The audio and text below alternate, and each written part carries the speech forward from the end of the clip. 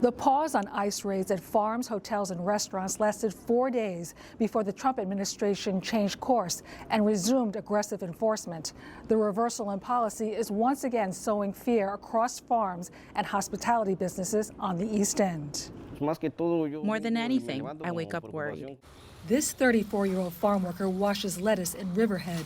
The father of 3 young children says the threat of ICE raids has prompted him to make contingency plans with his wife. I told her that if anything happened as soon as I got to work, I will let her know. And if I didn't, she should look for me at immigration if necessary. He's been working at farm fields on the East End since he came to the U.S. from Mexico when he was 12.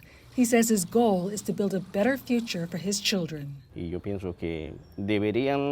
think they should, for example, look for the ones who are criminals, the real criminals. Everyone agrees with that, but when they take a worker who is going to work, I think that's wrong because he's coming to pursue a dream. Last Thursday, President Trump posted on Truth Social that his mass deportation campaign was taking a toll on the agricultural and hospitality industries. But Trump changed his tune days later, ordering ICE agents to deliver what he called the single largest mass deportation program in history. They're frightening these people to death. Nancy Lascotti of Trimble's Nursery in Cutchogue says her landscaper, who's been a loyal worker for 30 years, is so scared he's returning to his native Guatemala next month. It doesn't seem like they're looking for criminals. They're looking for anybody who's illegal. That seems to be the crime. The White House has said the raids are about enforcing immigration law.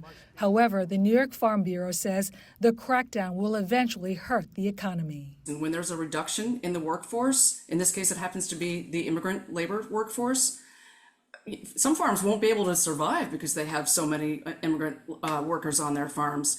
But it also translates into fewer workers, of course, equals higher prices at the grocery store, let alone the humanitarian aspect of everything, but that is what's going to happen in the end. But some say they'll continue to live and work on the East End so their families can achieve the American dream.